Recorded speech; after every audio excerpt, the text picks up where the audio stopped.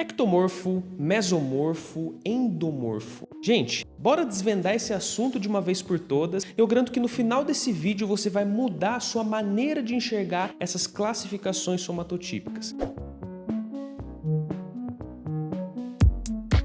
Toda essa história, na verdade, começou com um cara chamado William Herbert Sheldon, que foi um psicólogo norte-americano em 1940. Na teoria de Sheldon, pra você ter uma ideia, ele comparava a estrutura corporal, especificamente as proporções de gordura de uma pessoa, de músculo, de osso, e ele começava a ver que essas proporções poderiam indicar tendências de personalidade, de temperamento, de comportamento de alguém. E aí Sheldon desenvolveu uma classificação para tentar entender essas relações entre a morfologia física e a personalidade. Cara, ele acreditava, ao observar o corpo de uma pessoa, por exemplo, era possível você prever o comportamento dessa pessoa, o temperamento dela. Ele relaciona, inclusive, esses nomes que todo mundo conhece aos próprios folhetos embrionários, que vêm da endoderma, que dá origem ao sistema digestivo, ao sistema respiratório, alguns órgãos, da mesoderma, mesomorfo, que dá origem aos músculos, ao esqueleto, à derme, ao sistema circulatório, reprodutor, e também a ectoderma, que dá origem ao sistema nervoso, a epiderme, a nexos epidérmicos também. E aí ele descreve os ectomórficos como indivíduos tendo corpos longos, finos, com pouca gordura e músculo, pouco músculo também. E eles foram considerados intelectuais, reservados, isso associado a uma personalidade intelectual reservada, introvertida. Mesomorfos, por sua vez, eram descritos como caras musculosos, atléticos e eram considerados como enérgicos, assertivos, dominantes, enquanto os endomórficos, os endomorfos, eles foram descritos como tendo corpos mais arredondados, com muita gordura corporal. E eles foram considerados como relaxados, como confortáveis e também como sociáveis. Em 1954, inclusive, o Sheldon publica o seu livro Atlas of Man Guide of Somatotyping. E aí, pessoal, a gente sabe que, na verdade, essa pesquisa de Sheldon deu origem ao que a gente chama de psicologia constitucional, mas com o desenvolvimento das ciências, com o desenvolvimento da psicologia também, essa ideia de que a forma do corpo poderia determinar a personalidade, ela foi amplamente desacreditada na psicologia moderna. Então isso, na verdade, caiu por terra, tá? Foi só uma teoria, mas ela não se sustentou. Outros estudos refutaram essa teoria. Só que o que acontece? Com o avanço da medicina moderna, com o interesse pela composição corporal e pelo corpo humano em geral, surgiram novos estudos que relacionam o somatotipo. Aí teve dois pesquisadores que contribuíram muito, cara, para o avanço dessa área, que foram Barbara Hahnemann Heath e John Edward Lindsay Carter.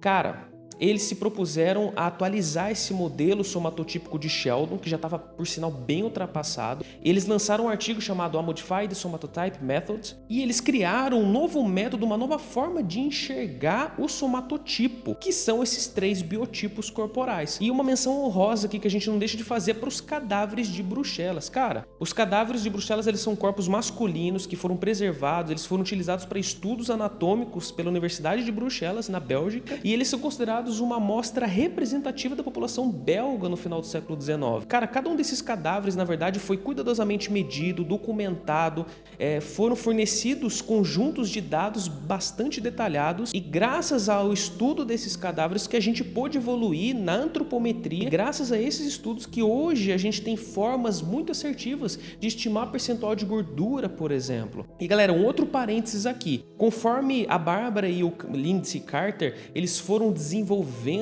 essas pesquisas, ao mesmo tempo a gente teve algo acontecendo também. E eu acho que a maioria desse conhecimento vem deste cara aqui, Arnold Schwarzenegger.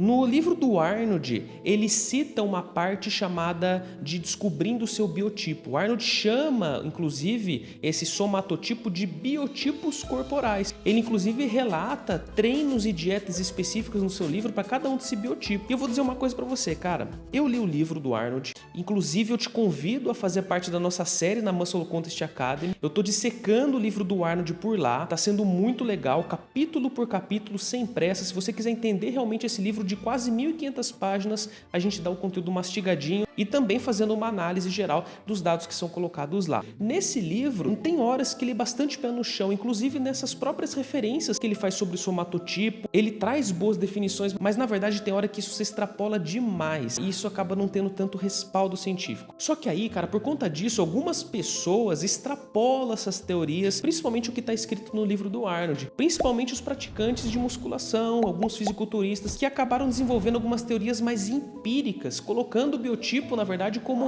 algo genotípico, como um fator genético que a pessoa sempre irá carregar consigo. Mas de acordo com Carter e Heath, que foram autores que atualizaram a teoria de Sheldon, o somatotipo ele é fenotípico, ele é suscetível à mudança, ele tem influência no crescimento, no envelhecimento, na nutrição, no exercício físico também. Na verdade, pessoal, a gente tem através desses autores um cálculo. Esse cálculo é o cálculo real do somatotipo. E a gente sabe que neste cálculo, parte dele é sim imutável, mas a outra parte é ambiental, a outra parte você consegue mudar. Só que agora chega de enrolação e vamos logo ver como que é esse cálculo do somatotipo. E sim, dá para você calcular a predominância somatotípica de uma pessoa. Esse cálculo, na verdade, ele é uma nota. Essa nota é atribuída por 3 valores, tá? Esses valores vão de 0,1 até 8, até 9, tá? Teoricamente até 7, mas tem gente que sai fora da curva, acaba chegando em 10, 12, quem sabe até mais. Essas notas, elas são sempre na ordem de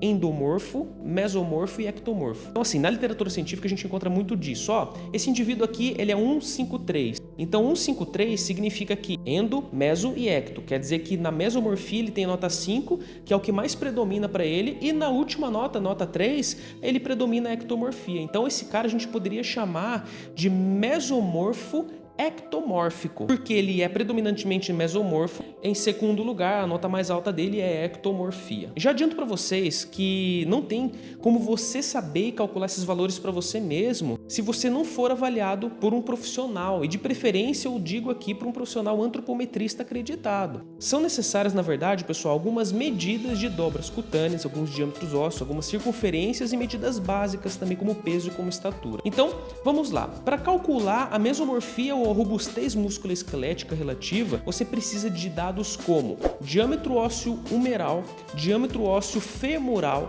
perímetro do braço flexionado e contraído e perímetro da panturrilha, assim como as dobras cutâneas da panturrilha e do braço, da dobra tricipital principalmente. Para ectomorfia, ou também chamada de linearidade relativa, a gente precisa do peso do indivíduo e da estatura. Isso é suficiente para ter a nota associada à ectomorfia.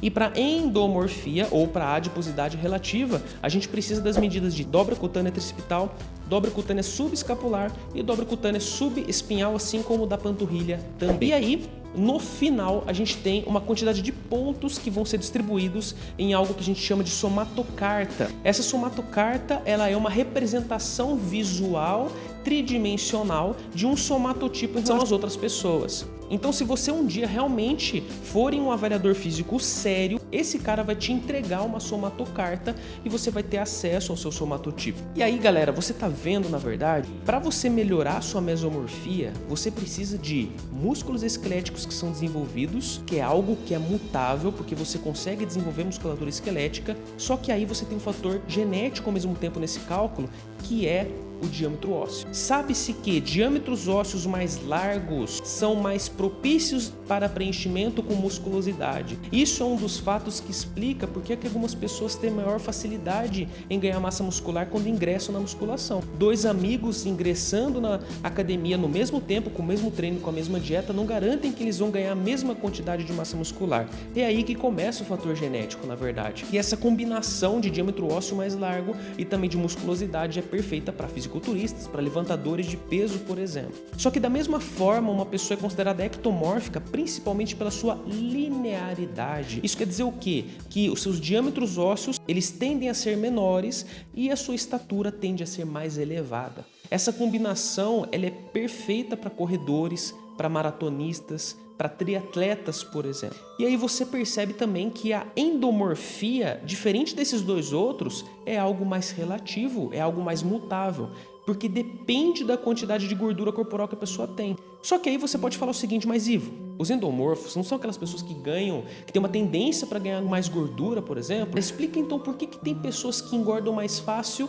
ou não? E aí eu te respondo o seguinte, meu caro, realmente existem pessoas que ganham gordura com mais facilidade e a gente pode explicar isso por várias razões. A obesidade já é estudada há muito tempo, a gente sabe que isso é um problema que pode ser associado a alguns genes, por exemplo, que algumas pessoas podem expressar mais significativamente, tem relação com a diminuição da saciedade, com a alteração da resposta da leptina, com o favorecimento do ganho de gordura. Isso pode acontecer sim, porém isso não se relaciona com o biotipo, isso se relaciona com outros aspectos fisiológicos do indivíduo.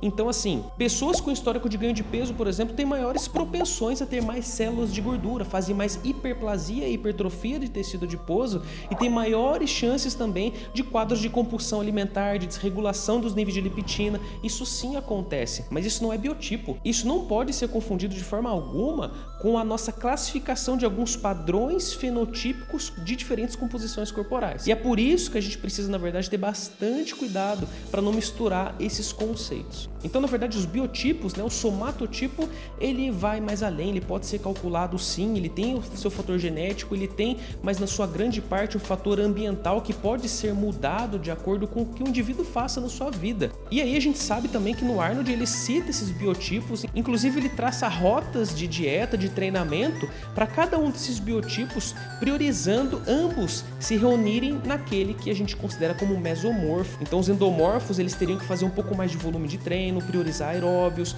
a dieta deles é um pouco mais diferenciada considerando a sua facilidade de ganho de gordura, enquanto os ectomórficos eles precisariam priorizar a sua eficiência de treinamento, evitar o supertreinamento, se alimentar muito bem. Então ele determina padrões bem diferentes um para o outro aqui de tipo de treinamento para ambos chegarem mais perto da mesomorfia, enquanto ele considera que um indivíduo que é naturalmente já musculoso, que tem diâmetros ósseos mais largos e facilidade para ganhar massa muscular, ele acaba priorizando mais o indivíduo já começar desde cedo se lapidar pela sua facilidade de ganho de massa muscular, começar a trabalhar regiões específicas no seu corpo para deixar cada vez mais proporcional, porque ele, como tem uma facilidade de ganhar massa muscular, tende também a desenvolver muito regiões que podem o deixar mais desproporcional no palco de acordo com o fisiculturismo. Então, pessoal, espero ter sido um pouquinho esclarecedor para vocês. Se você curtiu, não deixe de comentar aqui embaixo o que você acha disso tudo. Um grande abraço a todos e até a próxima!